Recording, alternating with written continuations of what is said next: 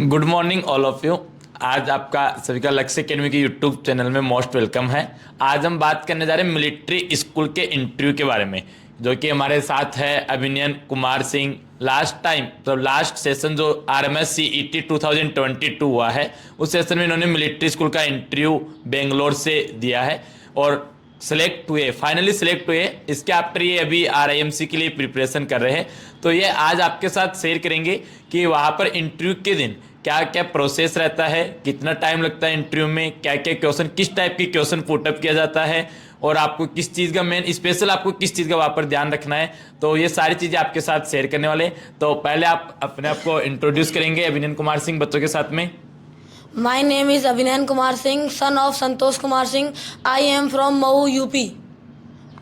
Okay Abhinayan Kumar Singh, और आप ये बताना चाहेंगे कि आप जिस दिन इंटरव्यू देने जा रहे थे तो आपके हिचकिचाहट थी, हेजिटेशन हुआ आपको, या विदाउट हेजिटेशन आप जा रहे थे, और आपको कितना टाइम लगा इंटरव्यू की तैयारी के लिए आपको? सर फर्स्टली तो हमारा रिजल्ट आया था 10 फेब को। उसके बाद उस समय मैं लक्ष्य एकेडमी में ही RMC के लिए प्रिपरेशन कर रहा था। फिर उस दिन के बाद हमारी इंटरव्यू की तैयारी शुरू हुई। लेकिन मुझे इतना लग रहा था कि जितने दिन मैंने पढ़ाई करी थी, जो टीचर्स मुझे बोर्ड पर बुला के क्वेश्चन पूछते, तो उससे मेरी हेजिटेशन बहुत कम हो चुकी थी। तो मुझे उतना, मैं पहले से ही उतना तैयार था, लेकिन इन्होंने मुझे ऐसे मतलब थोड़ा गाइड किया कि अगर टीचर ऐसे क्वेश्चन पूछ दे जो मुझे ना आए, तो उसके लिए मुझे 10 to 15 डेज इन्होंने प्रिपेयर किया और सब वेल था मेरे लिए।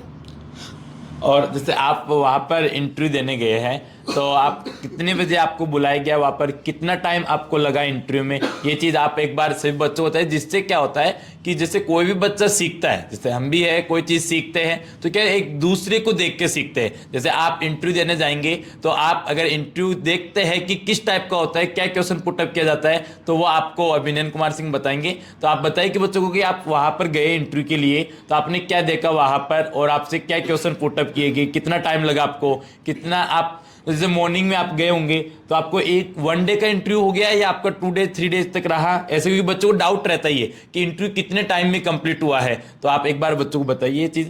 सर फर्स्टली तो हमारा इंटरव्यू 1 डेज का ही था और वहाँ पर हमें 8 o'clock पे बुलाया गया था। जब हम वहाँ गए तो उन्होंने हमें पहले 1 hour बाहर वेट करने को बोला। उधर बहुत सारे बच्चे आए थे और ऐसे फॉर्मल ड्रेस तो simply white shirt, black pant और ब्लैक टाई थी और बेल्ट।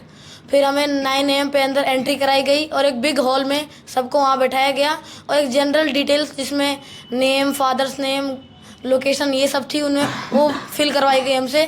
फिर उसके बाद हमें रोल नंबर्स दिए गए लाइक 1 2 3 और स्टार्टिंग के 10 स्टूडेंट्स को वहाँ पर लेकर इंटरव्यू के लिए ले जाया जा रहा था।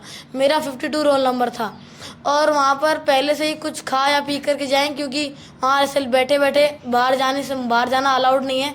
तो पहले से ज़्यादा नहीं, कुछ कमी जो ठीक हो, ज़्यादा नहीं। फिर उसके बाद कहने मतलब ज़्यादा हैवी हो जाता है तो वैसे प्रॉब्लम। तो आपको नॉर्मली मतलब ऐसा है कि आप वहाँ पर जाए, क्योंकि आप मॉर्निंग बता रहे कि भैया जैसे कि 8 o'clock पर आपका एंट्री हो जाता है, तो आपके पास टाइम ज़्यादा रहता है क्योंकि 8 o'clock आप एंट्री करते हैं। जैसे आप एंट्री हॉल से बाहर कितने बजे आए थे? मैं आया था अप्रॉक्स 4 o'clock के आसपास। तो आप टाइम पीरियड देखिए, इतना टाइम पीरियड है तो इसमें ऐसा है कि नॉर्मल आप डाइट लेकर जाए, नॉर्मल अपना थोड़ा हल्का फुल्का जैसे फल फ्रूट वगैरह है या आप ऐसा कुछ खा पी कर जाए, क्योंकि वहाँ से ऐसे बेचैनी टाइप का होने लग जाता है। बैठे बैठे आप परेशान होंगे तो आप कैसे बोल पाएंगे। तो ये चीज़ आप थोड़ा सा ध्यान रखकर फिर जाए इंटरव्यू हॉल में। ओके, और आप इंटरव्यू के लिए एंट्री किए तो आपसे क्या पूछा गया, ये चीज़ एक बार आप शेयर करेंगे नॉर्मल जैसे क्वेश्चन आपसे? फर्स्टली जब मैं अंदर गया तो उन्होंने मुझे बुलाया और जो चेयर थी उसको सेंटर पर करने को बोला। फिर जब मैंने किया तो उन्होंने बोला यू कैन सिट नाउ। फिर मैंने बोला थैंक्स सर। फिर उन्होंने पूछा व्हाट इज़ योर नेम, तो मैंने अपना नाम बताया। फिर उन्होंने पूछा तुम्हारे नाम का मीनिंग क्या है, तो मैंने बोला the name meaning of my name is a person who acts.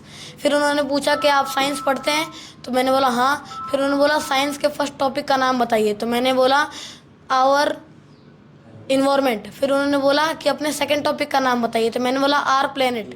फिर उसके बाद उन्होंने मुझे एक पेपर पर साइन करवाया और उसके बाद बैठाया। उन्होंने मेरे से पूछा मैथ के simple questions like right angle और स्ट्रेट एंगल। फिर उसके बाद उन्होंने पूछा आप कहाँ रहते हो, तो उस समय तो मैं इधर तैयारी कर रहा था 6th के लिए, तो मैंने बोला मैं करेंटली तो राजस्थान में रहता हूँ।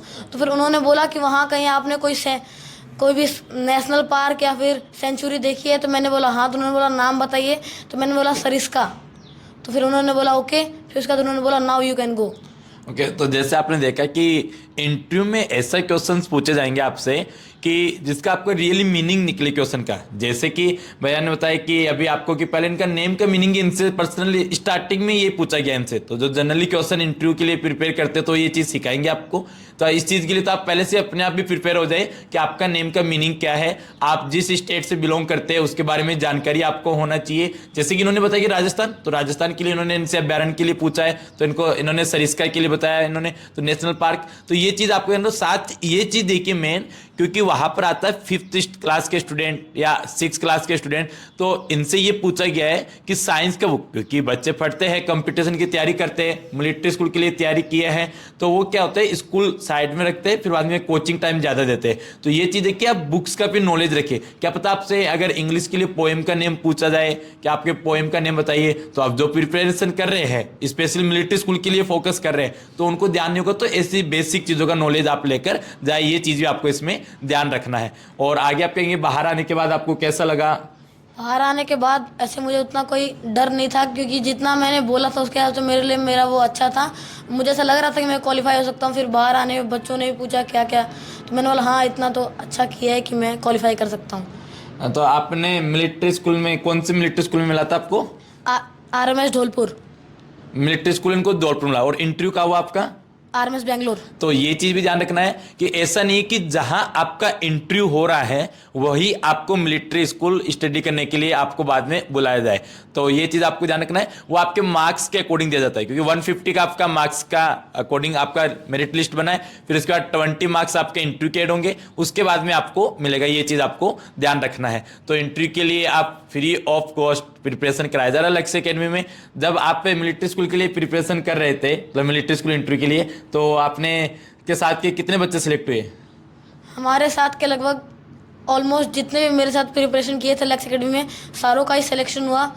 क्योंकि मैं ये पहले से आपको काफ़ी वीडियो में ये भी मैंने बताया है कि मिलिट्री स्कूल इंटरव्यू के लिए ऐसा नहीं है कि 15 डेज में आप प्रिपरेशन करें।